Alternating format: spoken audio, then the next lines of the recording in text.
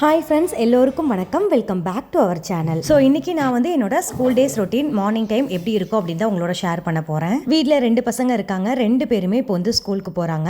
So morning 9 o'clock cooking ஒர்க்கும் முடிச்சுட்டு கிச்சனும் வந்து க்ளீன் பண்ணிடுவேன். நான் எப்போவுமே நெக்ஸ்ட் டே என்ன குக் பண்ண போகிறோம் அப்படின்னு முதல் நாள் ஈவினிங்கே வந்து டிசைட் பண்ணி வச்சுருவேன். ஸோ அதுக்கு ஏதாவது ப்ரிப்பரேஷன் பண்ணணும் அப்படின்னா முந்தின நாள் ஈவினிங்கே வந்து பண்ணி வச்சுருவேன்.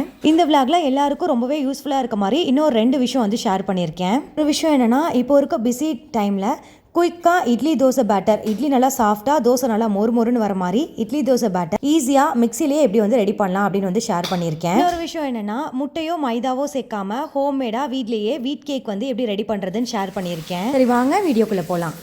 எப்போவுமே நெக்ஸ்ட் டே என்ன குக் பண்ண போகிறோம் அப்படின்னு முந்தின நாளே எல்லாமே வந்து ப்ரிப்பேர் பண்ணி வச்சுருவேன். இன்னொரு டிப் என்னென்னா, நைட்டு தூங்கும் போதே கிச்சன் க்ளீனாக இருந்தது அப்படின்னா காலையில் ஸ்ட்ரைட்டாக வந்த உடனே குக் பண்ணுற மாதிரி இருக்கணும். க்ளீன் பண்ணிவிட்டு அதுக்கப்புறம் குக் பண்ணுறோம் அப்படின்னா அதுக்கு வந்து கொஞ்சம் டைம் ஆகும். ஸோ முந்தின நாள் நைட்டே பாத்திரம் கழுவி வைக்கிறது, கிச்சன் நீட் பண்ணி க்ளீன் பண்ணி வச்சுட்டு படுத்துட்டோம் அப்படின்னா காலையில் எழுந்திரிச்சோடனே டேரெக்டாக வந்து குக் பண்ணுறதுக்கு ஈஸியாக இருக்கும். பெரிய பையனுக்கு காலையில் பார்த்திங்கன்னா 8 o'clock வேன் வந்து வந்துடும். ஸோ அதுக்குள்ளே குக்கிங் ஒர்க் எல்லாமே முடிச்சு அவனுக்கு வந்து லஞ்ச் வந்து பேக் பண்ணணும். எப்போவுமே 6 o'clock கிச்சனுக்குள்ளே வருவேன். 2 hours போதும். 8 o'clock வந்து எல்லா குக்கிங் ஒர்க்குமே முடிச்சிருவேன். ஸோ எந்த டைமுக்கு நம்ம வந்து லஞ்ச் வந்து பேக் பண்ணணுமோ அதுக்கு ஒரு 2 hours முன்னாடி நம்ம வந்து ரெடி பண்ண ஸ்டார்ட் பண்ணோம் அப்படின்னா கொஞ்சம் பொறுமையாக ரிலாக்ஸாக நம்மளுமே வந்து குக் பண்ணி ரெடி பண்ணிடலாம். டெய்லி நான் பண்ணுற லஞ்ச் பாக்ஸ் வந்து ஷார்ட்ஸில் வந்து அப்லோட் பண்ணுவேன். மார்னிங் 12 to 1 o'clock ஷார்ட்ஸ் வந்து அப்லோட் பண்ணிடுவேன். ஃப்ரீயாக இருக்கும் போது டெய்லி வந்து செக் பண்ணி பாருங்கள். சாதம் வச்சுட்டு இன்னொரு பக்கம் பார்த்திங்கன்னா கீரைக்கு பருப்பு வந்து வேக வச்சுட்டு நானும் ஹஸ்பண்டும் ஒரு டம்ளர் வந்து டீ வந்து சூடாக போட்டு குடிச்சிட்டோம். ஸோ இன்றைக்கி சாட்டர்டே ஸ்கூல் லீவு. ஸ்கூல் டைமில் சார் பார்த்திங்கன்னா கொஞ்சம் லேட்டாக தான் எழுந்திருப்பார். ஆனால் ஸ்கூல் லீவு அப்படின்னா எப்படி தான் தெரியுதுன்னு தெரில, கொஞ்சம் குயிக்காகவே எழுந்திரிச்சு வந்துடுவான். பசங்க 2 பேருமே எழுந்திரிச்சோன்னா ஒரு 5 நிமிஷமாவது அவங்கக்கிட்ட டைம் ஸ்பெண்ட் பண்ணிவிட்டு அதுக்கப்புறம் தான் நான் வந்து மற்ற வேலையெல்லாம் பார்ப்பேன். டைம் பார்த்திங்கன்னா ஒரு 6:30 போல் ஆகிடுச்சு. டெய்லி நான் ரொட்டீனாக ஃபாலோ பண்ணுற இன்னொரு விஷயம் பார்த்திங்கன்னா வாசல் தெளித்து கோலம் போடுறது. அந்த டைமில் மார்னிங்கில் வீட்டு பக்கத்தில் பார்த்திங்கன்னா நிறைய காலி இடம் இருக்குது. அதனால இந்த சிட்டுக்குருவி, அணில், நிறைய மைனா, குருவி அந்த மாதிரிலாம் வந்து நிறையா வரும். அதோட சவுண்டு வந்து காலையில் டைமில் கேட்குறதுக்கே ரொம்ப சூப்பராக இருக்கும். காலையில் டைமும் சரி, ஈவினிங் டைமும் சரி, இந்த குருவிங்களோட சவுண்டை கேட்கும்போது அவ்வளோ ஒரு ரிலாக்ஸாக இருக்கும். அவ்வளோதான், அப்படியே நம்மளோட ஒர்க்கை வந்து திரும்ப வந்து கண்டினியூ பண்ணலாம். இன்றைக்கி மதியம் லஞ்சுக்கு பார்த்திங்கன்னா மிளகு தக்காளி கீரையில் பாசிப்பருப்பு சேர்த்து போட்டு கூட்டும், தொட்டுக்கிறதுக்கு பார்த்திங்கன்னா வெண்டைக்காயில் பச்சடியும் வந்து ரெடி பண்ணியிருக்கேன். ஒரு பக்கம் சாதம் நல்லா வெந்துருச்சு, அதையுமே வந்து தண்ணி வந்து வடிய விட்டுட்டு இன்னொரு பக்கம் பார்த்திங்கன்னா கூட்டு ரெடி ஆகிட்டுருக்கு. வெண்டைக்காய் பச்சடிக்கு ஃபஸ்ட்டு ஒரு பேனில் கொஞ்சமாக எண்ணெய் சேர்த்து வெண்டைக்காவை நல்லா வந்து ஃப்ரை பண்ணி எடுத்துக்கலாம். அதில் இருக்க அந்த வளவளப்பு வந்து போயிடும். திரும்ப அதே பாத்திரத்தில் கொஞ்சமாக எண்ணெய் சேர்த்துட்டு கொஞ்சோண்டு சோம்பு, வெந்தயம், குட்டி குட்டியாக கட் பண்ண சின்ன வெங்காயம், கருவேப்பிலை, தக்காளி, கொஞ்சமாக உப்பு சேர்த்து நல்லா வதங்கினதுக்கப்புறமா வெண்டைக்காவும் சேர்த்துட்டு கொஞ்சமாக ஒரு 1/2 ஸ்பூன் அளவுக்கு குழம்பு மிளகாத்தூள் சேர்த்துக்கோங்க. இது இப்படியே சாப்பிட்டாலுமே டேஸ்ட்டு நல்லாயிருக்கும். நான் பச்சடியாக ரெடி பண்ணுறதுனால ஃபைனலாக கொஞ்சமாக வந்து புளி வந்து கரைச்சி ஊற்றிக்கிறேன். இந்த பச்சடி சாம்பார், ரசம், இந்த மாதிரி கூட்டு எல்லாத்துக்குமே சூப்பரான ஒரு காம்பினேஷனாக இருக்கும். குழந்தைங்களுக்கு பார்த்திங்கன்னா அடிக்கடி நிறைய தண்ணிலாம் குடிக்க மாட்டாங்க. அப்போ வந்து வாய் புண்ணு, வயிற்று புண்ணுலாம் இருக்கும். ஸோ அந்த மாதிரி டைம்லலாம் இந்த மிளகு தக்காளி கீரை கூட்டு கொடுத்தோம் அப்படின்னா உடனே ஆறிடும். கீரை தனியாக பொரியலெல்லாம் கொடுத்தா பசங்க கண்டிப்பாக சாப்பிட மாட்டாங்க. இந்த மாதிரி கூட்டு மாதிரி ரெடி பண்ணுறோம் அப்படின்னா சாதத்தோடு சேர்த்து சாப்பிட்ருவாங்க. ஒரு பக்கம் வந்து கூட்டு வந்து ரெடி ஆகிடுச்சு, இன்னொரு பக்கம் வந்து வெண்டைக்காய் பச்சடியும் ரெடி ஆகிடுச்சு. அப்படியே மார்னிங் பிரேக்ஃபாஸ்ட்டுக்கு தோசையும் தக்காளி சட்னியும் வந்து ரெடி பண்ணிட்டேன். இந்த வீடியோ பார்த்திங்கன்னா லாஸ்ட் வீக் எடுத்தது. ஸோ லாஸ்ட் வீக் வந்து 5 days 5 ஹெல்த்தி ஸ்நாக்ஸ் சீரீஸில் ராகி ரெசிபிஸ் வந்து ஷேர் பண்ணிட்டு இருந்தேன். ஸோ அன்னைக்கு வந்து அந்த வீக்கோட லாஸ்ட் டே சாட்டர்டே மெனு. நீங்கள் ஆல்ரெடி ஷார்ட்ஸில் வந்து இந்த மெனுஸ் எல்லாமே பார்த்துருப்பீங்க. அதுக்காக தான் வந்து ராகி புட்டு வந்து ரெடி பண்ணிட்டு இருந்தேன். ராகி மாவு கூட கொஞ்சமாக உப்பு சேர்த்து கை பொறுக்கிற அளவுக்கு சுடு தண்ணி சேர்த்து இந்த மாதிரி வந்து கலந்துக்கோங்க. பிடிச்சா இந்த மாதிரி மாவு வந்து கையில் பிடிப்படணும், அதுதான் வந்து பதம். மாவை கட்டி இல்லாமல் உதுத்து விட்டுட்டு இட்லி பாத்திரத்தில் வச்சு வேக வச்சிடலாம். ராகி புட்டு இட்லி பாத்திரத்தில் வேக வைக்கிற மாதிரி இருந்தால் ஒரு சின்ன டிப்ஸ் சொல்கிறேன், ஃபாலோ பண்ணிக்கோங்க. இட்லி பாத்திரத்தில் வச்சு வேக வைக்கும் போது ஒரு 5 நிமிஷம் வெந்ததுக்கு அப்புறமா ஓப்பன் பண்ணி திரும்ப ஒரு ஸ்பூன் வச்சு நல்லா கிளறி விட்டுட்டு திரும்ப மூடி வச்சு ஒரு 5 நிமிஷம் வேக வச்சு எடுத்தோம்னா ராகி புட்டு சூப்பராக இருக்கும்.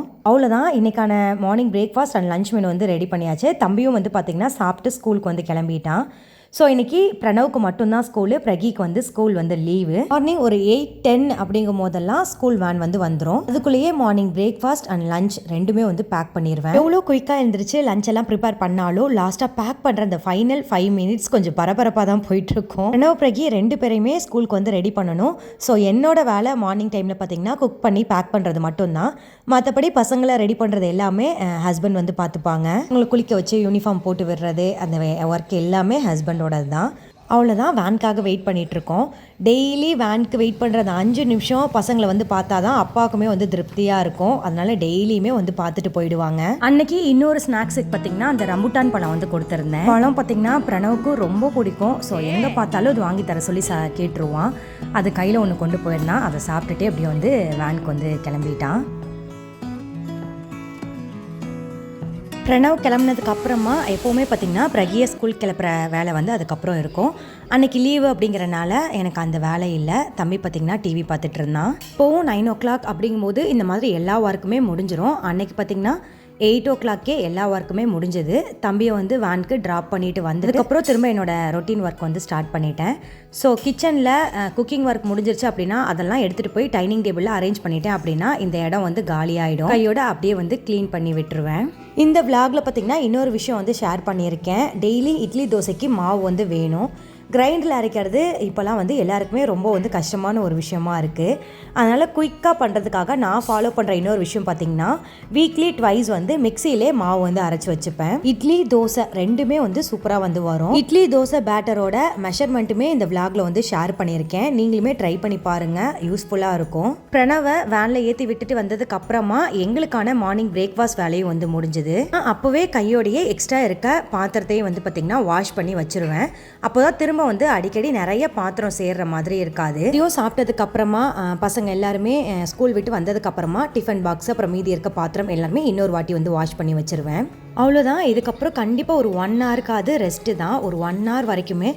அதுக்கப்புறம் வந்து எந்த ஒர்க்குமே வந்து பார்க்க மாட்டேன். அப்போ வந்து எனக்கான டைம் டிவியில் சாங்ஸ் ஏதாவது கேட்குறது, அப்படி இல்லாட்டி மொபைலில் வீடியோ ஒர்க் ஏதாவது பார்க்குறது, அந்த மாதிரி தான் பண்ணிகிட்ருப்பேன். ஸோ மார்னிங் ஒரு 5:30 6க்கு கிச்சனுக்குள்ளே போகிறோம். 9 o'clock வரைக்கும் ஒர்க் இருக்குது.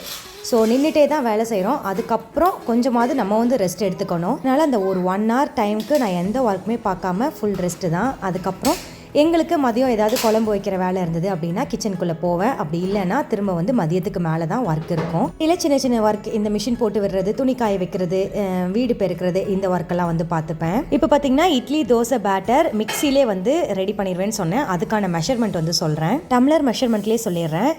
ஒரு டம்ளரில் பார்த்திங்கன்னா 5 டம்ளர் அளவுக்கு இட்லி அரிசி எடுத்துக்கோங்க. அதில் 1 டம்ளர் அளவுக்கு உளுந்து எடுத்துக்கோங்க. சில மாவு அரைக்கிறோம் அப்படிங்கிறதுக்காக எக்ஸ்ட்ரா ஒரு 1/4 டம்ளர் அளவுக்கு உளுந்து வந்து சேர்த்துக்கலாம். கிரைண்டரில் அரைக்கும் போது 5 டம்ளர் அரிசிக்கு 1 டம்ளர் உளுந்து வந்து கரெக்டாக இருக்கும். மிக்சியில் அரைக்கிறதுனால ஒரு 1/4 டம்ளர் உளுந்து வந்து எக்ஸ்ட்ராவாக சேர்த்துக்கோங்க. அது கூடவே ஒரே ஒரு ஸ்பூன் வெந்தயம் சேர்த்து ஒரு 5லேருந்து 6 மணி நேரம் வந்து ஊற வச்சிடலாம். இப்போது கொஞ்சம் வெயில் வந்து கம்மி ஆயிடுச்சு, குளிர் தான் வந்து ஜாஸ்தி. ஸோ இந்த மாதிரி டைம்லலாம் மார்னிங் டைம் அரிசி உளுந்து ஊற வச்சுட்டு ஈவினிங் டைமில் அரைச்சி வச்சிட்டிங்க அப்படின்னா நெக்ஸ்ட் டே மார்னிங் எடுத்து இட்லியோ தோசையோ ஊற்றுறதுக்கு சூப்பராக இருக்கும். வெயில் டைம்லலாம் மாவு வந்து கொஞ்சம் குயிக்காகவே புளிச்சிரும். ஆனால் இனிமேல் பார்த்திங்கன்னா கொஞ்சம் குளிர் சீசன் தான். ஸோ முந்தின நாள் ஈவினிங்கே அரைச்சி வச்சிட்டிங்க அப்படின்னா அடுத்த நாள் மார்னிங் ஊற்றுறதுக்கு கரெக்டாக இருக்கும். ஃபஸ்ட்டு மிக்ஸி ஜாரில் உளுந்து சேர்த்து அரைச்சிட்டு அதுக்கப்புறமா அரிசியுமே அரைச்சிக்கோங்க. இட்லி தோசை பேட்டருக்கு இன்னொரு டிப்புமே சொல்கிறேன், ஃபாலோ பண்ணிக்கோங்க.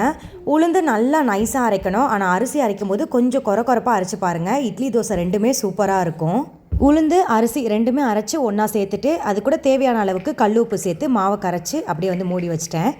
நெக்ஸ்ட் டே மார்னிங் பார்க்கும்போது மாவு பார்த்திங்கன்னா நல்லா புளிச்சு சூப்பராக ரெடியாக இருந்தது. கிரைண்டரில் அரைக்கிறதுக்கு கொஞ்சம் டைமும் எக்ஸ்ட்ரா ஆகும். அதுவே மிக்சியில் அரைச்சிங்க அப்படின்னா சட்னி அரைக்கிற அதே டைம் தான், ஒரு 5 நிமிஷம் கேப் போதும். அதே மாதிரி வாஷ் பண்ணுற வேலையுமே கொஞ்சம் ஈஸியாக இருக்கும். ஸோ ஜாப்லாம் போகிறோம் அப்படின்னா வீக்லி ட்வைஸ் இந்த மாதிரி மிக்சிலே வந்து அரைச்சி வச்சுக்கோங்க. டைமும் சேவ் ஆகும், வேலையும் ஜாஸ்தி இருக்க மாதிரி இருக்காது. இட்லி தோசை பேட்டருக்கு இட்லி அரிசி உளுந்து கொஞ்சமாக வெந்தயம், அவ்வளோதான், வேறு எதுவுமே சேர்க்க மாட்டேன். நான் சொன்ன மெஷர்மெண்ட் ஃபாலோ பண்ணி பாருங்கள். இட்லியுமே நல்லா சாஃப்டாக வரும், தோசையும் நல்லா மொறுமொறுன்னு வரும். மார்னிங் மாவு நல்லா புளிச்சு இட்லி ஊற்றுறதுக்கு ரெடியாக இருந்தது. இட்லி ஊற்றிட்டு இன்னொரு பக்கம் பார்த்திங்கன்னா மார்னிங் பிரேக்ஃபாஸ்ட்டுக்கு சட்னியுமே வந்து ரெடி பண்ணிட்டேன்.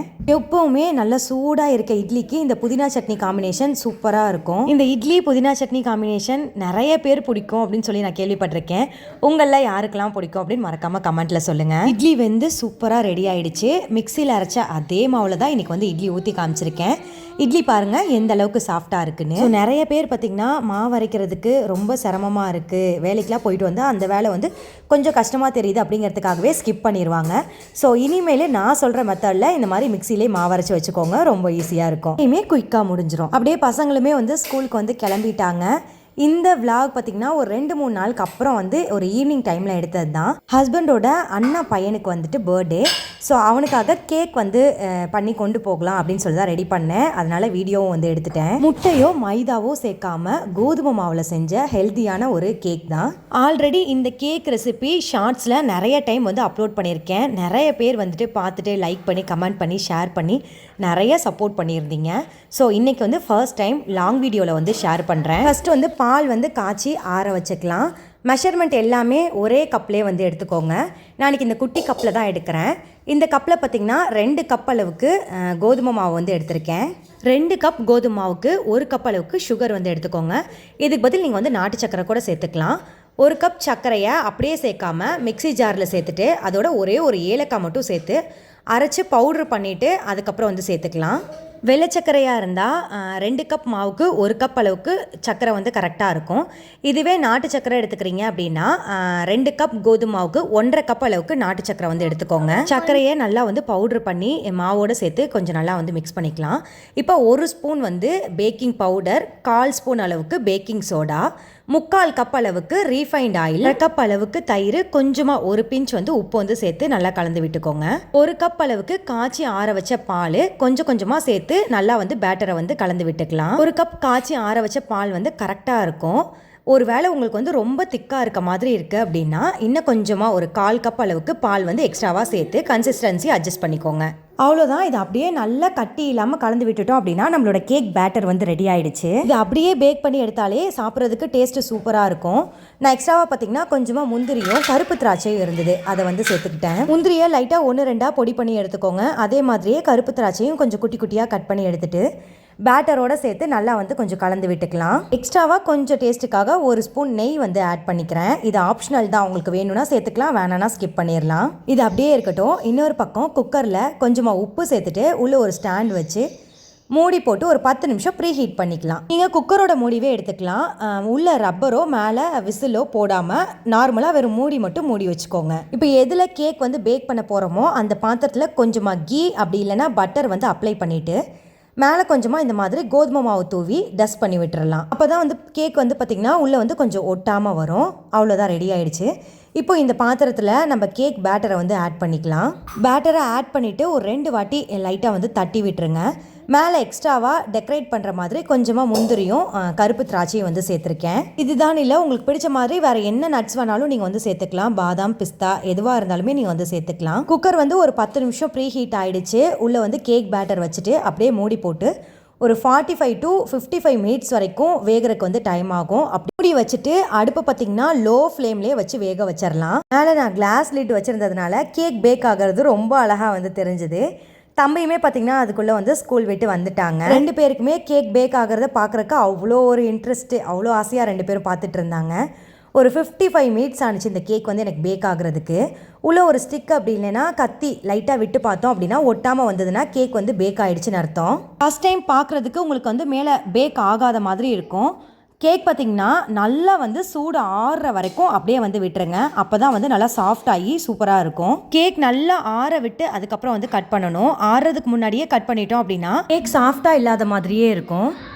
ஈவினிங் டைம் ஆயிடுச்சு அப்படின்னால நாங்கள் கேக் வந்து சூடாக இருக்கும்போதே அப்படியே எடுத்துகிட்டு வந்து ஹஸ்பண்டோட அண்ணா வீட்டுக்கு வந்து கிளம்பிட்டோம். என்னதான் கேக்கெல்லாம் வந்து கடையில் வாங்கினாலும் வீட்டில் நம்மளுக்கு பிடிச்ச மாதிரி நம்ம பசங்களுக்காக பேக் பண்ணி கொடுத்து அவங்க சாப்பிட்றத பார்க்குறது அது ஒரு தனி சந்தோஷம் தான். ஹஸ்பண்டோட அண்ணா வீட்டுக்கு போயிட்டு தம்பி பார்த்திங்கன்னா புது ட்ரெஸ் எல்லாம் போட்டு பர்த்டே பாய் வந்து ரெடியாக இருந்தார். கேக் கட் பண்ணி எல்லாரும் சாப்பிட்டு அப்புறம் அங்கேருந்து அப்படியே வந்து கிளம்பிட்டோம். அவ்வளோதான், வீடியோட எண்டுக்கு வந்தாச்சு. வீடியோ பிடிச்சிருந்தா லைக் பண்ணிவிட்டு ஃப்ரெண்ட்ஸ் அண்ட் ஃபேமிலிக்கும் ஷேர் பண்ணுங்கள். மறக்காமல் நம்ம சேனலையும் சப்ஸ்கிரைப் பண்ணிடுங்க.